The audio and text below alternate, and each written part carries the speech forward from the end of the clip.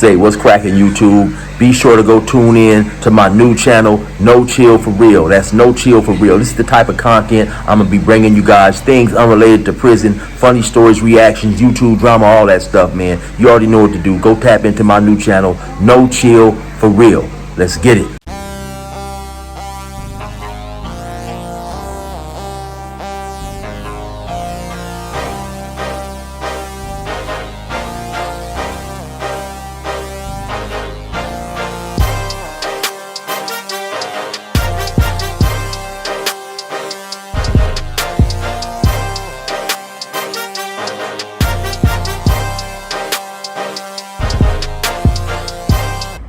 Now we just to hop into this this beef that was going on between Almighty Suspect and Brandon. Now, Almighty Suspect was recently a host on No Jumper, but then he got fired due to this incident after he got into it with a dude by the name of Brandon. Now, I'm not too familiar with this situation, right? But it's a hot topic, so I'm gonna hop on it. Now, like I said earlier, Almighty Suspect was a host on No Jumper. Now, I guess Brandon had a upcoming page or upcoming channel, and he's trying to, you know, get some popularity or whatever, get recognized. So some type of way, I guess he's discovered or found by Flakko. Flakko brings him on to the podcast, and him and Suspect get into it. Now, it seemed like they had some animosity, but they both claimed they never knew of each other until the meeting on this podcast, right? And so Brandon says that he heard Almighty Suspect say the N-word with the hard ER, and they go back and forth over that. They get into a very heated argument over that. So let me show you guys a little bit of that. Hey, it's your boy. We got a light-skinned nigga. You know what we do here. Supposedly I call niggas with the hard nigga, you said a hard ER. You said a hard ER. Supposedly offended with some shit. I ain't offended. I'm just asking. It's imaginary. Because why would I ever call another black man the hard R? What are you even talking about? I'm just asking. Weird ass nigga. Maybe we can try to stay on this episode. No, I didn't say no curse words. I'm not gonna curse. Hey, you said the hard ER. You sound retarded. You said hard ER. Then you said stupid. some nonsense that I said maybe it was white blood stirring up in you. Why would you ask me if I would say the hard ER? Because that's what you said. You don't know what you talking to. I heard it, and then I asked you, did you slur your speech? That ain't what I said, nigga. Then I asked you if you slurred. That ain't what I said, nigga. I asked you if you slurred your speech. That ain't what I said, and then you went into a whole rant about whatever you're talking about. That ain't what I said, you said a hard ER. I heard it. My ears work fine. You did. You imagine this nigga right here, this light-skinned nigga right here, this high yellow nigga right here. Said a hard ER. That's what happened. Guys, we are live. I ain't mixed with nothing. This nigga crazy. Who the you talking to? Then nigga gonna insinuate because I'm light skinned. I had to. I'm mixed or something. And then I went to say, nigga, if I'm light skinned, first of all, there's no white people in my immediate family. And then I went to say, if you're African American, we all do. So what the fuck is you talking about, weirdo? And I never call another black man a hard R, nigga. So watch who you talking to up here, nigga. Hey. Wrong with you? The nigga so mad it seemed like he said it, don't he? A hit dog gonna holler every time. Now you can tell that sometime during that back and forth that Almighty Suspect became extremely agitated with Brandon. Also, it seemed like Brandon would say certain little things, and once he felt that those things had got under the skin of Almighty Suspect, he continued to hammer in on those points, and he continued to needle and agitate Almighty Suspect almost in the way of an older brother would agitate and irritate his younger brother. Brandon also noticed that Almighty Suspect became super irritated when he was calling him white and saying that he wasn't black or whatever he was saying. And so, you know, at some point in time, early in the conversation, Almighty Suspect appears to lose his cool. He gets extremely agitated. He's animated. He's screaming up and down, and just they going back and forth, right? It seems like Brandon was getting some type of joy from messing with Suspect, while Suspect, on the other hand, was very agitated, and he was making personal attacks, trying to basically get Brandon mad enough to fight. Now, to me, it was kind of funny because while they're going back and forth, you have the calm host. His name is Josh. You know, he has the typical white name, and Josh is real cool and calm. Hey, check him out. Matter of fact, check Josh out. What you guys are jumping into was a conversation that happened literally as we were trying to go live. So if you seem a little confused and off, like you're jumping in, don't worry. I think there was an argument that happened when literally there was just some miscommunication. I did not hear what you heard from Suspect. I was sitting right here. We started the show late. Like, I'm glad that the chat and everyone here is getting to watch this like unfold in real time. What are we doing here? We're trying to discuss. He has been on before. Flakko had found him. He is a content creator. His name is Brandon. He has an interview here. Everyone go check it out. Come on now, guys. What are we doing here? Go check Brandon out. We're here to discuss some things. Brandon has a podcast. Go check him out, guys. We're not here for that. And so then later on, in a different setting, but on the same show, you have Brandon, you have Almighty Suspect, and a couple of other people, and the arguing continue. They go back and forth. And at some point in time, Suspect starts, basically insinuating and flat out, basically saying that he wants to fight. He wants to get down, he's talking about how he'll, basically beat up Brandon. Brandon is fat and so on and so forth. Brandon is sitting there just chilling, like he's not even bothered in the least by Suspect. At some point during the back and forth, Brandon mentions that taking a fade is nothing. Brandon says that, hey man, I fight all the time.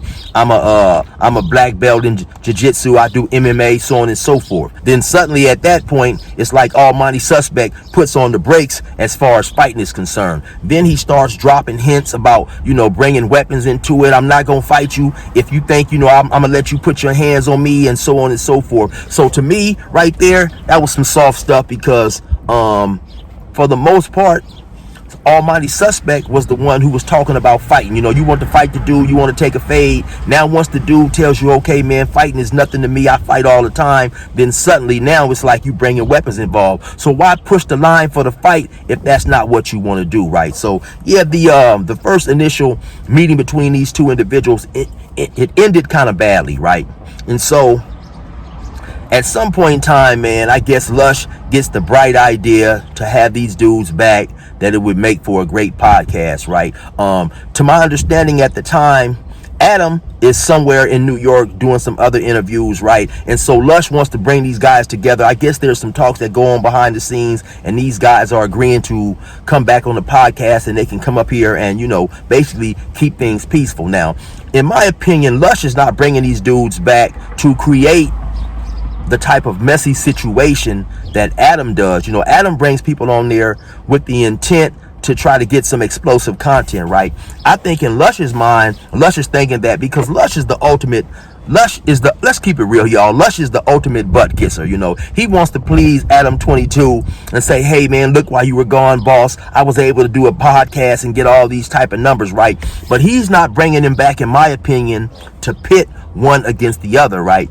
But still in all, it was a horrible choice or a horrible decision, because you could clearly see from the last time these two dudes was together that they was not going to be able to get along, because the way they was going back and forth nitpicking at one another. Now I heard for a while they did get along. They was up there for about 2 hours, talking back and forth before things got out of hand. But of course, that being no jumper, they're only going to show you guys the inflammatory type stuff, that makes good content for their channel. So anyway, as I stated earlier, at some point in time during that second meeting, things get wild, things get out of hand, and they have an explosive argument. And let's check that out. You got booty shorts on. Today has been a crazy day for you. If you go beat up that pedophile, you're going to have a lot of cool points in the streets. Beat you up. He probably would. No, me. Beat you up. You will beat me up? Yes, you can't beat me up. You can't beat me up. In jail. Nigga, you really think you could beat me up? Nigga beat you up. No, you can't. You mean? No. Nigga, then I'm gonna be outside. I'm gonna be outside as soon as this is over. If you feel that strongly, get cracking. Follow me. Follow you. I'm gonna walk right outside, right past you. Outside the building. I'm gonna walk right out the building. I'm gonna walk right out the building, and you're gonna do nothing. You can do whatever you'd like to. You just said you was gonna beat me up. Now we're gonna do whatever. All right, we're not doing none of that. No fights. No fights. He about to get beat up by a guy wearing booty shorts. Hey, right? Imagine you caught the name and got whooped out by a nigga in booty shorts. That's crazy. That would be reality. That would be a reality. I would love to see it. You wrestle on mats. We ain't seen you do nothing with your hands yet. Hey, When you see it, you go. Well, you're not gonna see it. You're gonna be knocked out. Everybody else gonna see it. The reality is this. Everybody else gonna see it. They gonna be watching. Show me. Man, Suspect. Suspect. You know you want to make it home to your First kids. it was if you call know you want to make it home now to your you ain't gonna make it home to Come your on, kids. bitch ass You see how the nigga, story evolves? Come show me. First it was we was gonna Just catch come a fade. show me. Then we gonna do what you Who want said I was to talking do. about Now more it's than the death feds? threats. Who Now said I it's was talking about more than the feds? You police ass. You nigga. said you're not gonna make it home to your Who kids. said What does that anything mean? about more than the feds? What does that even You mean? could not make it home from a fade. You bitch ass Listen, nigga. you cannot Stop make putting it police shit home on me. from a Stop putting fade. police shit on me. Boy, you like a true light skinned nigga. This is a fact. This is a fact. I'ma say what I wanna say. I call this nigga Antoine Dotson and everything else. I'm still gonna come to no jumper. I'ma walk in and out this. If a want to do something, there's nothing but space and opportunity. Ain't worried about a light skin, no nigga, period. So if that gay, he's always bringing up fighting. You can't get a nigga bringing up fighting, trying to put it on another nigga to do something. So, But I just caught you one. I just caught you one. Just like that. You are a guys. oh. Guys, come on. Chill, guys. Come on. What? Let's do something. Hey, we knew he had a weapon. No weapon. Let's do something. Man, what's going on? That's what you gonna do? Nothing. Let's do something, bitch. Let's do something, bitch. Alright, this is going so well. Nigga, I spit on you. Nigga, you didn't do nothing. Nigga, shut up, you a bitch. Man, y'all was on No jumper was cracking. the whole time. Come do something, Mr. Man Black Belt. brought a knife to. Come do something, Mr. Black There's Belt. no weapons. Come No weapons. do something, Mr. Now, Black Belt. there's a knife right there. Come You do knew it something. happened.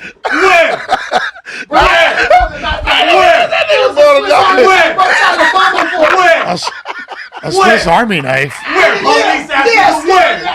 Now, once again, in my opinion, during the course of that heated back and forth conversation, Almighty Suspect is clearly agitated, and to me, he's crossed the line, man. This dude has done everything. This dude has broke all the unwritten rules in the black community, in terms of trying to agitate a person doing things that you don't want to do, right? Trying to get an individual to fight. Now, when you talking all this crap and you disrespecting the man and you see he's not taking the bait, then just leave the dude alone, man. For whatever the reason, the dude does not want to fight, whether he's scared, whether he's respecting that establishment, whatever, right? You are saying things that are extremely disrespectful, and anybody, man, especially with a street mentality, and not necessarily even a street mentality, anybody who really wanted that smoke would have took it, because he said a lot of disrespectful things, right? At some point during the conversation, he said something about rule number 1.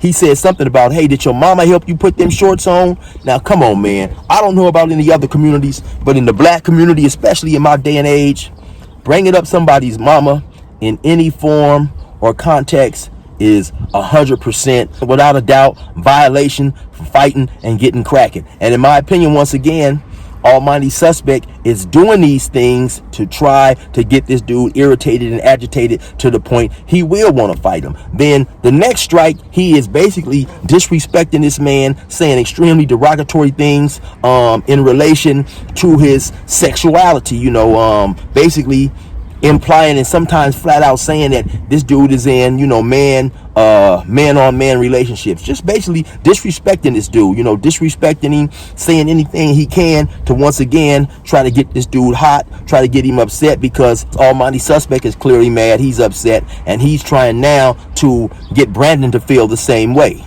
And the third and most egregious strike, especially in the black community, and I'm sure in other communities as well, he continued to call that man a bitch. When you call another man a bitch, when you are in the same space as another man and you call him a bitch, and you guys are close enough to breathe the same air, then that's flat out basically letting you know that I think nothing of you, and I want to fight you. Now, in my opinion, It's not like Brandon wasn't taking shots at Almighty Suspect. He was just doing it and he was keeping his composure, you know. He was doing it in a more mature way. Nevertheless, he still was doing it. I also kind of like wonder how old Almighty Suspect is, because to me it seems like Brandon should have been old enough and sharp enough to realize this dude's his age and the way he was acting immaturely and not even let him pull him into that type of thing, right? But also I get that Brandon, he's an up and coming podcaster. I think he has somewhere around 4,000 or 5,000 views, which isn't a lot. So maybe he is of the belief that if I go back and forth with this dude, if I argue with this dude, it'll get me views, it'll bring me popularity, and it'll bring some traction to my channel. Now, the whole time they was having this contentious back and forth, to me it appeared that at no time was Brandon ever physically concerned with Suspect. Brandon had no physical fears of Suspect, so he sat there calm, he sat there confident, because he was not concerned with Suspect being able to do anything to him